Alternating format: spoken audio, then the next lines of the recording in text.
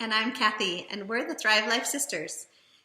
And today we thought, we were taught this by Kathy's daughter, and we thought it was just so fun because when we're packing a bag, we want to make sure that our pants just don't fly all over the place when you need to bring them with you. Right. So we're going to show you a folding tip that we just learned on how to fold jeans or pants of any kind. Okay. So you just get your pant, and let's just back this up a little bit so you can see better. Okay, so here's the pants.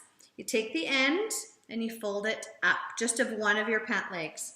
And then from there, you start rolling just like this. Rolling your clothes really compacts the clothes and being able to, and then we do that and you want to take the top. especially when you're traveling. And then you just And I picked tight jeans with the ankle that's tight, but it just kind of holds it all together. There you go. So here, you can easily take this and throw it in the car for later, or you've got it all rolled up. Let's find us again. You've got it all rolled up and ready In a cool little package, and it just holds it all together. Hey, you can even put your socks in here. You can. Yeah. I've never done that. That would be cool. Well, there you go. We just wanted to share a cool folding tip that we learned and thought you might like it too. So remember, you can do it too.